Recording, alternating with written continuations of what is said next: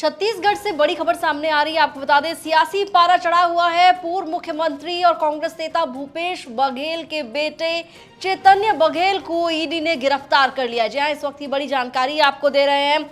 छत्तीसगढ़ के पूर्व मुख्यमंत्री भूपेश बघेल की बेटे की गिरफ्तारी हो चुकी है। ईडी ने कथित शराब घोटाले मामले में मनी लॉन्ड्रिंग से जुड़े केस में चैतन्य बघेल को गिरफ्तार किया है। भूपेश बघेल के भिलाई आवास समेत कई ठिकानों पर ईडी ने रेड की, जिसके बाद भूपेश बघेल ने कहा कि राजनीतिक साजिश के तहत हुई है बेटे की गिरफ्तारी। अदानी का मुद्दा विधानसभा में उठाने वाले थे, इसीलिए ईडी को भेजा गया।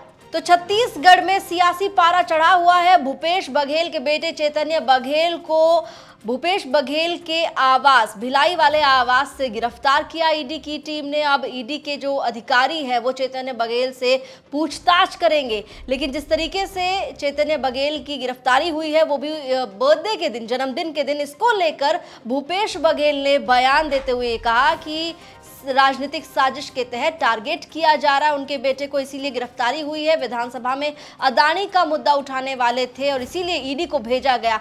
सुनिए क्या कह रहे हैं भूपेश बघेल। सब लोग बोल चुके हैं, नेता प्रतिपक्ष बोलने के बाद और कुछ बदला नहीं। सदन में भी कहा कि अडानी के जो पेड़ कटाई चल रहा है, इसके विरोध में पूरे कांग्रेस पार्टी लड़ाई लड़ रही है और दबाव पूरे सरकार में है, प्रशासनिक तंत्र में है और विपक्ष को दबाने के लिए ये रणनीति अपनाई गई है, जिसके कारण से आज नेता प्रतिपक्ष ने विधानसभा में ये घोषणा की कि हम इस कार्रवाई के विरोध में दिन भर के सदन की कार्रवाई बहिष्कार करें। सर, स्पेसिफिकली आपको कई बार टारगेट किया, तो क्या ये आपने आवाज भाई कवासी लखमा भी टारगेट किया, देवेंद्र यादव टारगेट किया, अभी मेरे बेटे के टारगेट कर रहे हैं। इसका मतलब ये है दबाने की कोशिश कि कोई आवाज अडानी के खिलाफ ना बोल सके। हर बार स्पेशल ओकेजन को ही जिसको टारगेट कर रहे हैं उसकी गिरफ्तारी हो रही है लगातार। देखिए, हम लोग डरने वाले नहीं हैं, न डरेंगे, न झुकेंगे, न टूटेंगे। सर, हर बार स्पेशल ओकेजन को ही देखते हैं। पिछले समय मेरा जन्मदिन था तो मेरे सलाहकार और मेरे ओएसडी गिरफ्तार किया गया। आज मेरे बेटे का जन्मदिन है, उस दिन को किया गया। उस समय भी सत्र चला था तो मुझे तो रोक दिया गया था, पिछले सत्र में नहीं आने दिया गया था, इस समय सत्र में आने दिया गया। तो जन्मदिन पर बेटे की कथित शराब घोटाले मामले में ईडी की ओर से हुई गिरफ्तारी के बाद भूपेश बघेल ने इस मामले को राजनीतिक साजिश के तहत टारगेट किया जा रहा है ये कहा, और साथ ही साथ कहा कि अदानी का मुद्दा विधानसभा में उठाने वाले थे, इसी वजह से ईडी को भेजा गया। आपको बता दें कि ईडी ने आज भूपेश बघेल के आवास पर रेड की, उनके कई अन्य ठिकानों पर भी ईडी ने रेड की और उसके बाद चैतन्य बघेल को अरेस्ट किया गया, जिसके बाद अब चैतन्य बघेल से ईडी के अधिकारी पूछताछ करेंगे। मामला क्या है, थोड़ा इस पर भी नजर डाल लेते हैं। तो आपको बता दें कि ईडी का आरोप है कि कथित शराब घोटाले का पैसा चैतन्य बघेल के पास जा रहा था। यह घोटाला 2019 से 2022 के बीच हुआ।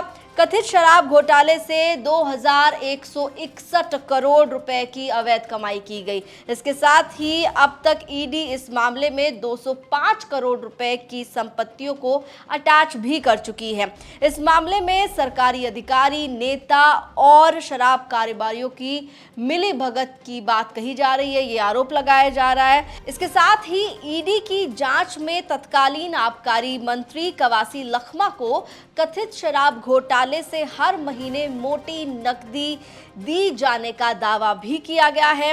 शराब बनाने वाली कंपनी से रिश्वत लेने का आरोप है। छत्तीसगढ़ राज्य विपणन निगम की ओर से ये शराब खरीदी गई। ये तमाम बातें जो है वो सामने निकल कर आ रही है। ईडी अपनी जांच में तमाम बड़े दावे करता हुआ यहाँ पर नजर आ रहा है, जो प्रवर्तन निदेशालय है, और साफ तौर पर इस पूरे मामले में भूपेश बघेल के बेटे चैतन्य बघेल पर बड़े आरोप हैं, मनी लॉन्ड्रिंग से जुड़े हुए आरोप हैं, और आज ईडी ने बड़ा एक्शन करते हुए चैतन्य बघेल को गिरफ्तार भी कर लिया है। इस गिरफ्तारी के बाद से प्रदेश में कांग्रेस कार्यकर्ता सड़कों पर उतरे हुए हैं, हंगामा हो रहा है। लेकिन अब ये देखना होगा कि आने वाले वक्त में जिस तरीके से चैतन्य बघेल की गिरफ्तारी हुई है, उसके बाद ये केस किस दिशा में आगे बढ़ता है।